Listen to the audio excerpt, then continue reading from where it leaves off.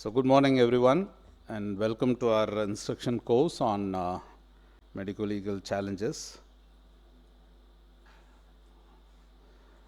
So outset I thank the organizing team of APAO and the scientific team for this opportunity. And why this course matters? Because we face as ophthalmologists we face dual challenges. One is we have to excel at the clinical level, satisfy patients, and also with the growing tendency for medical legal challenges, we also have to deal with the legal and ethical complexities. So this course is basically on how to protect patients as well as protect our practice and use this medical legal knowledge as our best preventive strategy. So practice of medicine used to be an art and not a trade. It was a calling and not a business. So now unfortunately, whether we like it or not, it has become a trade and more so considered as a business by government and all other stakeholders. So today's program is starting with the statutory and legal requirements for an eye hospital. So the most important requirement, and then we go on to the other talks. So we all know in modern healthcare, documentation is not just good practice, so that is the best defense. So that will be adequately covered with our faculty. Dr. Murali Ariga is a glaucomatologist and medical legal expert. He has a dual degree on both, has expertise and experience in glaucoma with a professional degree in medical law from the National Law School, Mumbai. Thank you, Murali, for joining us today. And we also have Dr. Sendil Kumar, who's again has dual degrees and expert in both ophthalmology and legal matters. He is currently the chairman of the PPLSS and have been involved in analysis of many legal cases related to ophthalmology. The most important medical instrument is not the laser or microscope what we use, but the pen that documents informed consent. And that will be adequately highlighted by Dr. Satyan Nagamalai, who is again a glaucoma expert and expert on patient consent protocols and documentation. And we recently translated the legal consent forms into practice guidelines in both English and Tamil. Dr. Niranjan is an upcoming medical legal expert. Apart from being a young ophthalmologist and active in many associations, he is also pursuing a degree in PGDMLE from the National Law School. And so with this team, I'm happy to share our experience and expertise in medical legal matters. I'm Dr. Nirmal Fredrick. I'm currently with NABH and a practicing ophthalmologist at Chennai and dealing with practice related matters and also currently the chairman for the insurance committee of AIOS. So to all our delegates who have joined today, hearty welcome and thank you for joining us. So hopefully you take valuable pearls from this session regardless of your career stage, because the legal landscape affects all of us equally and today's knowledge is the practical armor for our daily practice. So please do take notes, that's to keep you awake. Prepare questions for the panel. We have adequate time for panel discussion.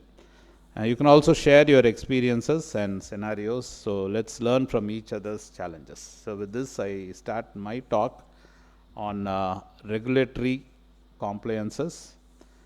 And my talk is not based on the legal books, but my experience as a healthcare assessor during assessment of in national as well as international area. As a doctor managing a eye care hospital, and what are the difficulties I face in getting those licenses and compliances. And also as an office bearer of many professional organizations and also making the eye care standard and as chairman of the eye care standard NABH. So I'll be talking more from my experience and there will be some references. So why it is important? Because that's the right thing to do. to be on the right side of the law, and being righteous is the most safe thing we can do in our practice. And it has its own benefits apart from government approval, access to government resources and lenders' resources. It also involves patient safety and our credibility and risk management. Of course, complying with the legal requirement is time consuming, costly, and of course, a lot of corruption and resource intensive, because our people have to follow it up at the right time with the right people. So, the objective of this talk is to highlight the requirements, help to understand the important licenses, and also to a certain extent how we can minimize the burden of compliances. So, before going to this, we need to understand the regulatory requirement, why it is needed, because it is safety, quality assurance and ethical practice. And what are the specific regulation to eye care practice? The first and foremost is the Clinical Establishment Act, and of course fire NOC, biomedical wastage are all important. And when there are timelines for each compliances, some are 5 years, some are 3 years, some are every year, and some licenses are for perpetual. That means once you start, you need not bother about it. And where it should be filed, so it all depends on the state. In India, health is a state subject, so you have to deal with your state authorities. And who's responsible? It is the prime responsibility of the leader of the practice, of course the management, and you can allot an administrative person to deal with the compliances. So how do we do that? We need certain documentation, some training for our people, and also frequent audit and reporting. Let's go one by one about the requirements. And these are the basic things, duties of a doctor. So whether we like it or not, we need to know the provisions of all central, state, local authorities act, and non-adherence or ignorance of law is a punishable offense. So ignorance is not a bliss here, it will be a punishable offense. So we need to highlight this. 70% of hospital owners who are running the practices for so many years are unaware of the laws regulating their area or specialty. And most of these law or requirement compliances are misunderstood by them, especially the consent laws, the prescription requirement, everything. So it's unfortunate that many of our doctors are either unaware or have misunderstood. So the current landscape is, these are the requirements. So we need to understand compliance is not a burden, but a bridge to credibility, trust and excellence. So when we do the right things, right success follows. It's important that we know the compliances and follow the thing. I'll start with basics. So regulations is nothing but an instrument mandated by the government to impose certain set of conditions that the eye care organization must comply before and after it is permitted to operate. So some of them are relevant to even start your practice. So compliance means you are following the requirement of the law. So these are the basic sources of healthcare law. One is the statute, second is the case law, and third is the code of conduct. Code of conduct is issued by the National Medical Council Commission for all of us. So regulations, there are certain things specific for medical field only, and there are other laws which are specific for certain other areas of operation. Like for ESIPF is the HR requirement, digital health is now coming up. Case laws, these are requirement based on the court judgments, both High Court and the Supreme Court judgments. So the consent laws are based basically on these case laws. And third is the code of conduct, both for doctors and nursing. Now there is a code of conduct coming for our paramedical people, issued by the Paramedical Council of the state. So general opinion is healthcare is under-regulated, but once you go through these laws relevant for hospitals, you know that. So we are the most regulated profession in India at least. So these are the 4 laws relevant for hospital. So one is the registration and licensing requirement. Second is the Common Act law, which is applicable for even daycare centers like us. Third is the law specific for functioning. And fourth is public health legislation. For example, if you detect a TB, you have to notify to the authorities. That is a requirement. So these are the responsibility of management, and the most important license for hospital now is the Clinical Establishment Act.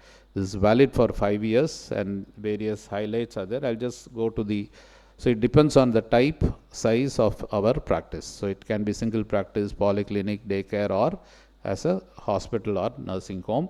So you have to register on the appropriate category, and most of our eye care centers are daycare centers. So some states have specific registration for daycare facilities, and these are the requirement. You need to follow the fire safety norms, you need to have a biomedical wastage MOU with vendor, and also should have referral mechanism for emergency patients. So this is including the daycare centers, so you need to have provision for emergency care. And these are the infrastructure requirement under CEA. So this is common for most of the states.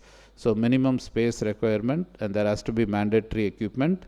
All these are listed in the Clinical Establishment Gazette. You can go to your state gazette and download all those things. So these are the 3 categories and code under the clinical establishment, either hospital, clinic, or optometry services along with this.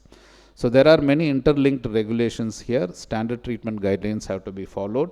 You also need to submit certain statistics to the state authorities, and you need to charge the rates and procedures within the range of rates. And there are various variations across the states, and these are the additional challenges. So let's have some compliance, clarity on the compliances. So basically we can divide this into building and special norms. So when you start a building or occupy a building, you need to have building permission, and you also need to follow the National Building Code for the adequate space, lighting, ventilation, continuous potable water, and power supply. And second is the daycare center additional requirement. You need to have a minimum 1 critical area, so which should follow the general OT norms of NABH guidelines. Zoning is now mandatory under the clinical establishment. You need to have 4 zones for the operation theatre. AHU and backup power supply, emergency medication, all these are necessary and part of the Clinical Establishment Act. The second aspect is we need to provide safe and hazard-free environment. So do no harm is a basic mandate. We have to ensure there is structural and non-structural safety for in our building. Apart from that, the most important thing is we need to focus on the critical systems like emergency exit system, fire system, electricity backup, water supply, both clean and support water supply. We also need to ensure medical gas supply system. And fire NOC is mandatory in many of the states for public buildings. In some states, less than 15 meters, it is excluded. So it depends on your state laws. So in case you don't have a fire NOC, you need to have a fire safety audit done and get a audit certificate from the authorized vendor. So this is part and parcel of our NABH standards. So mandatory licenses for all eye hospitals is the Pollution Control Board license. You need to get the consent from the PCB for air, water, and biomedical wastage. And you also need to have your land and building value audited statement. And this NOC can be obtained for 5 + 5 years or 3 years. And this authorization is mandatory if you are generating biomedical wastage in your theatre and OPD areas. You need to have a MOU with the local vendor. So you also need to comply with the waste segregation, amount of waste segregated, and how you are submitting this, and you need to maintain the records for all these things. So in some local authorities, they have this trade license. So if you are running a pharmacy or optical shop, you also need to have the Shop and Establishment Act registered. In some states, they want even the hospitals to have trade license. So the fourth point is manpower. You need to ensure all registered doctors are registered with your state medical council, including the additional qualification like MS or DO or DNB that has to be registered. And some states ask registration in their own state to practice the specialty in that area.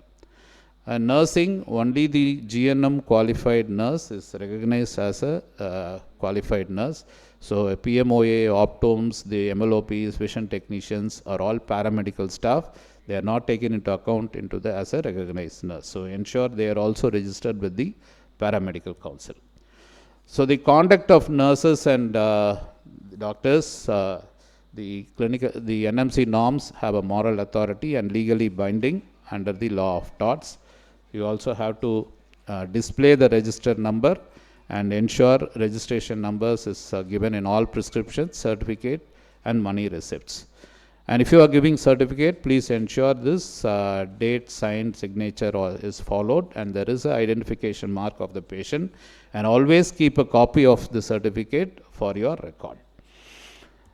And this again is an important part of the NMC norms, membership in medical society. So you can proudly say that you are a member of a recognized medical association. The fifth point is providing safe storage, preservation, prescription and dispensing of drugs under the Drug and Cosmetic Act. If you are running a pharmacy, you need to have a retail license, and if you are giving narcotics in theater, so you need to have a NDPS license. Of course, minimal amount the anesthetist can handle. So ensure you have a license, and so you need to apply to the Drug Control Department for pharmacist details and engage a licensed pharmacist for guidance for all these activities. You also need to maintain certain registers like drug inventory, purchase and sales record. So pharmacy registration is mandatory. There are certain requirements, space and facility requirement. We need to follow this. This license valid for a period of 3 years. The sixth is HR. I've already told you the requirement for doctors and nurses.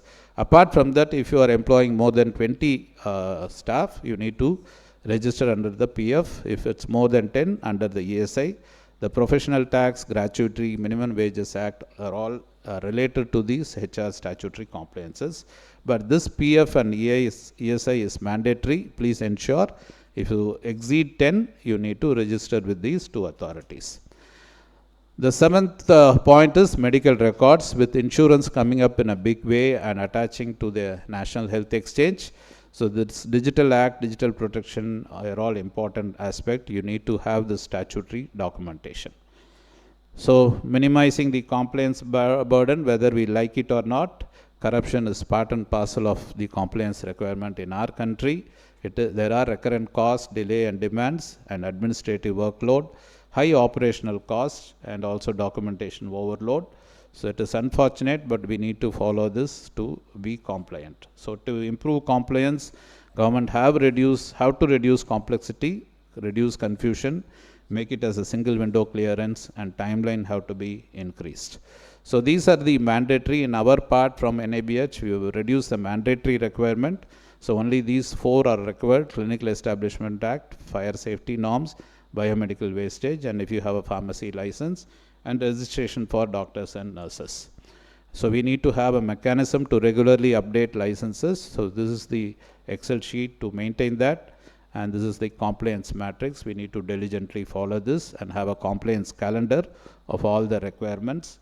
And how associations can help. So most of the associations are now involved in serious advocacy to streamline all those things. And in our part, we also put all this requirement into a book format, and this is the IJO AIOS CME series. Hopefully it will be released today evening, called as Focus. So thanks to the AIOS leadership and IJO, we are bringing out this book, and it should be available to all the AIOS members through the website. So basically ensuring safe practice is important. So we need to ensure they are integrated into the day-to-day functioning of the hospital. So ensure compliance to face medical legal cases boldly, and compliance with basic laws are very important for ethical functioning. So compliance to regulations are necessary, but need optimization. So for our own safety, we need to comply with all these statutory requirements. So I am sure there are many unanswered questions. We can take up questions during the end of the session. Thank you so much for your kind attention.